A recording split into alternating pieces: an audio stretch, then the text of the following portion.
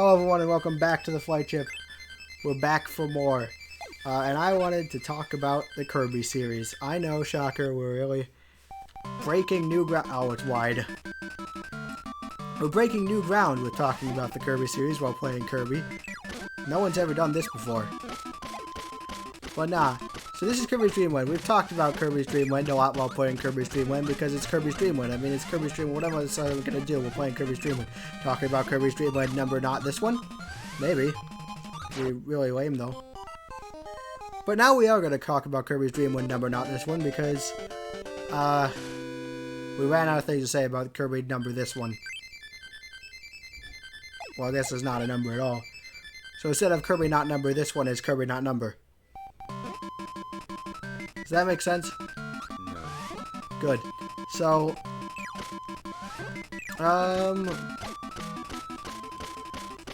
so let's just go through these games. After Kirby, not this one, after Kirby not, after Kirby's Dream Land not numbered, Kirby's Dream Land the original, the first one, comes Kirby's Adventure. So that's gonna be fun, right?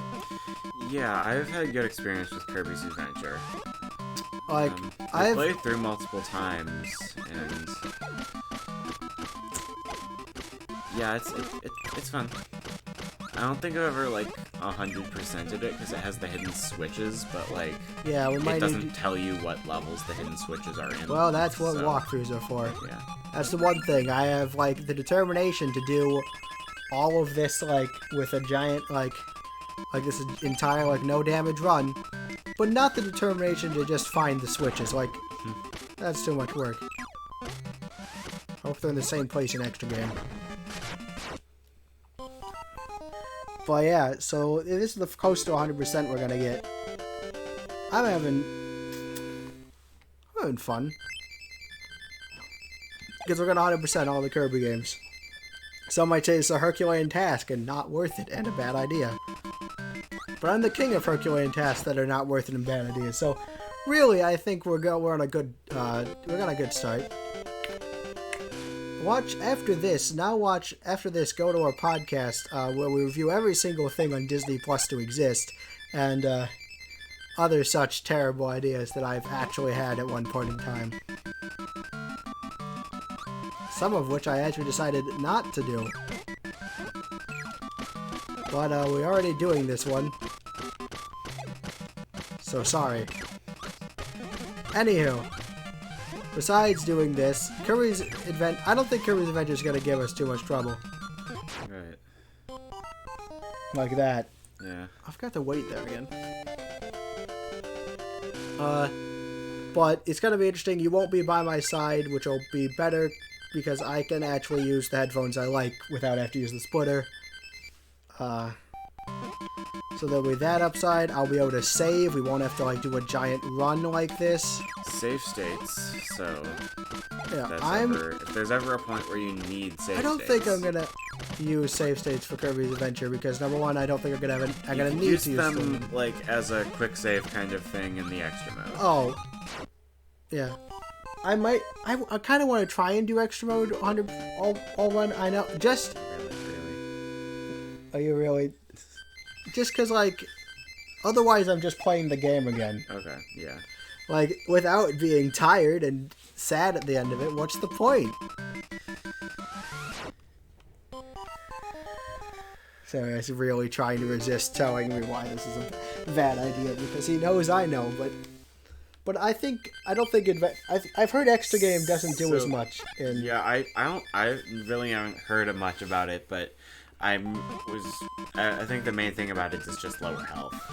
Yeah, I can deal with that. Yeah.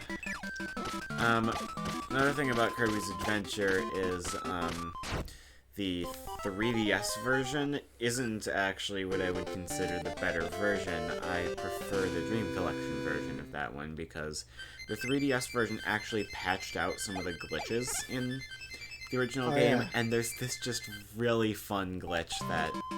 Why again? There's this really fun glitch in Kirby's Adventure that, like, I just really liked, and it's just not... I don't like not being able to do it. Yeah. I don't think it really hurts anything. It's more just, like, interesting. It's basically a glitch that lets you keep certain abilities after taking damage. Yeah, it's the UFO one, but it's really cool. But, yeah, it was removed. That's how it be sometimes. But, like, the Dream Collection version still has that in, whereas the 3DS version patched it out. Yeah, disappointment. It rules us all at some point. So, yeah,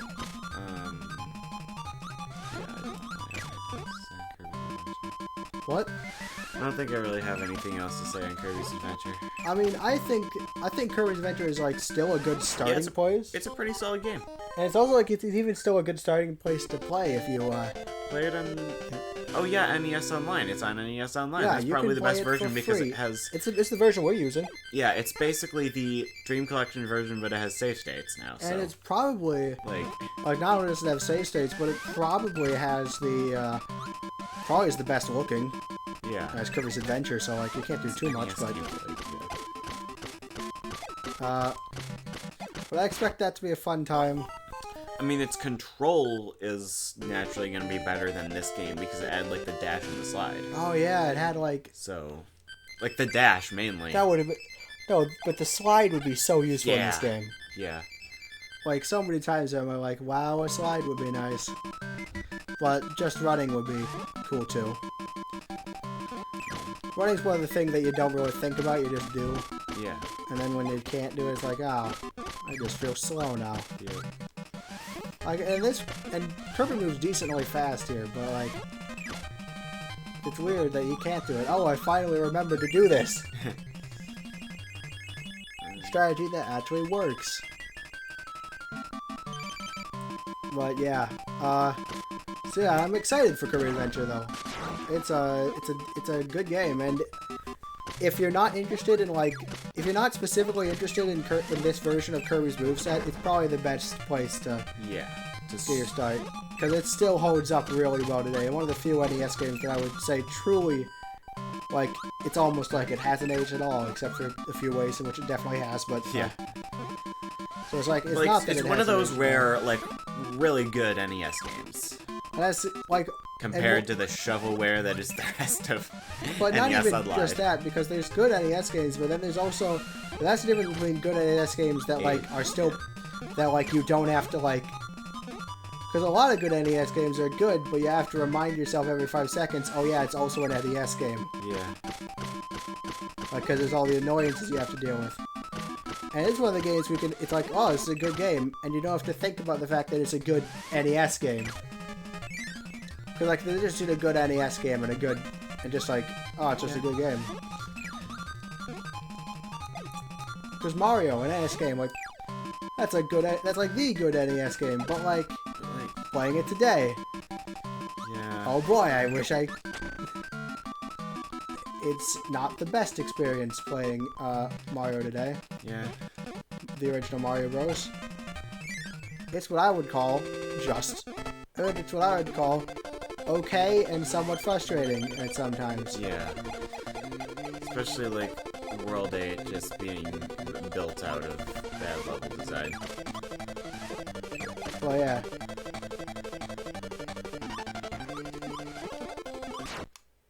Dang apples. Them's the apples. That's not the phrase, is it? What's the phrase with the apples? I don't know. Come on, what's the apple phrase? Them's the apples. That's what we're gonna say. I know it's wrong, but I'm gonna say them's the apples. Them's the apples. So Dreamland 2? Dreamland 2. Doing that on Game Boy Player, right? Yeah, we're gonna do the Game Boy Player game. I really don't have prior experience. I know I made it to World 3 farther back than I can remember. We're probably gonna use a walkthrough on that one.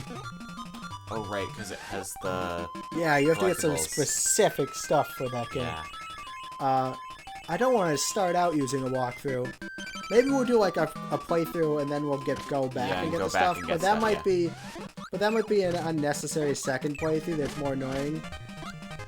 So it might just be a more coherent and better just to do it all in one and use the walkthrough. Maybe. Is there an What if extra we game look- in Dreamland 2? I don't know. I don't think What so. if we looked up what levels the rainbow drops are in? Well, aren't they in all the levels? Are they? I don't know. Can you tell that we don't know much about this game? For some reason, Dreamland 2 and Dreamland 3 are the two games that I own on the collection, but haven't really done much with. Same here. Like, I'm all over, like, Superstar and... Like, I beat 64. back into it. I didn't beat 64, but I played that a lot more than Dreamland 2 and Dreamland 3. I actually quite like 64. Yeah, 64 is fun. And I like the characters in 64. Yeah. But... what about... Before Kirby Dreamland 2, there's, spin-offs. Oh, right. Because I forgot that. Because remember, the list officially goes, Adventure, then, like... It's Pinball Land, isn't it? Yeah, Pinball Land's after Adventure. And Pinball Land is... Kirby's Pinball Land is, it's pinball. You're gonna drag me over to your house one day, and we're gonna record Kirby's Pinball Land. Yeah, isn't that fun? You look excited, Sammy. He's not excited. I don't even know where, like, Block Ball and Star Stacker fall in these. Yeah.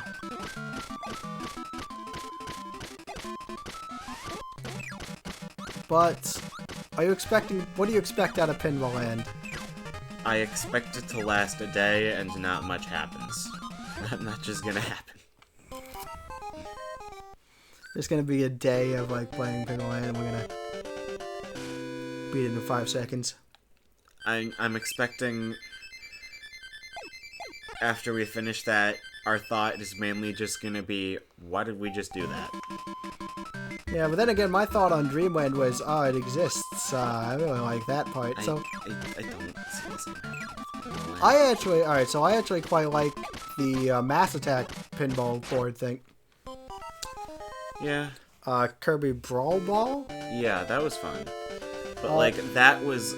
No, I think that was cool because it was, like, packed with, like, Kirby references and, like, classic... That didn't exist just yet. Yeah, so this is just pinball, but Kirby's the ball. The only game they really can reference are... Dreamland Adventure. Yeah. Probably I Dreamland. think the only game they really do reference is Dreamland. Probably Dreamland because it's on the Game Boy. Man, this year we did have a lot of ideas about what to do with Kirby. He's a ball. Like that. That way, like there's like 50 billion spin-offs, and like and most of them are, hey, Kirby's a ball. We could do something with that. Other things are also balls. Oh, we're geniuses. That's like the thought process between that. Like Mass Attack's Kirby Brawl Ball had like those really cool boss battles. Yeah. Anyway, Like, and it was really cool seeing like, oh hey, it's Heavy Lobster, you know? I'm expecting it to be fun though. Yeah. But, like, You're not really semi-unnecessary. But then again, nothing feels unnecessary after you've played Kirby Slide. True. Did you actually play? I haven't bought it yet. Yeah, Kirby Slide, that's a game we're gonna play. But I might have accidentally already played it, because I looked up Kirby Slide and I was like, oh, there's an online sliding puzzle, and I looked it up and apparently it's the same image. So, I might have just played an online version, because it's literally, it's Kirby Slide. You could just build that on like Scratch or something. What's Scratch? It's like a programming kind of. It's like a website where like It's not a good it's game. like a. It's like a coding thing. I'd say it's not a good game, but then again, it's not really a game, so that wouldn't even, like, apply. But it sure is funny. Like, I just can't get over it. I don't know why I find Kirby Slide's existence so funny. Probably because the game existing is very laughable. like probably one person who really likes Kirby Star is like, man, they're just trashing my favorite Kirby game for no reason.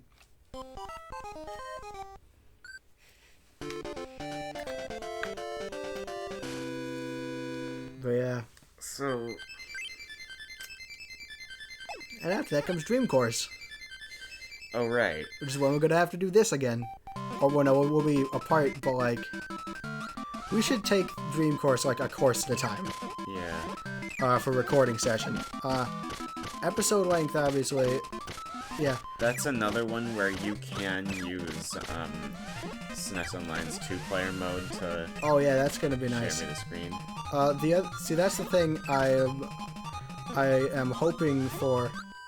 The other thing is, I'm hoping to find episode breaks, because with the editing, we don't really know how long these are going to be. So episode length breaks that aren't length-based. Right. Like, just to, like, make sure I have enough footage, because then, like, because those are nice, you know? It's just been nice to have one that isn't just, oh, time's up, let's go. Right. So, like, each course would be, but I'm not sure how long it'll take for each course, but at least recording session-wise, each course will be nice. Yeah, I'm still optimistic about Dream Course, but it'll be the next big, like, challenge, yeah. I guess.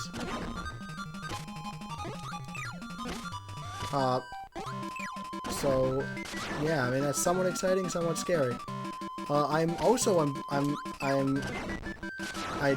love having the Game Boy player, like, it just opens up so much, and it's just cool, it's so cool to have, and just to be using. I don't know, that was not a hard run for him, but he was just not, like, refusing to, like, get in hit. Like dang, that was still, like, it was a long, yet pretty easy run.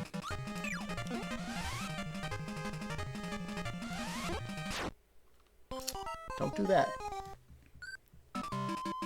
You know what I was going to talk about earlier that I never got to? Normalcy. I mean, what is normal? Well, like, like, you shouldn't just, like, conform to what's normal, right? Right, normal is what society decides is normal, but, like... It doesn't really exist. It's not a real thing. Right, it's kind of abstract, like... You want to know what else? It's like, what everybody else does, yeah. So, like... It's somewhat pointless. Yeah. But you want to know what I think is interesting? What is weird? If weird is just not normal, then isn't weird just as pointless as normal? But a lot of people will identify as, like, they're outside the system. But if the system doesn't even really exist, then doesn't this opposite of the system also not really exist? Huh. I see, because I'm like, I have pride in your strangeness.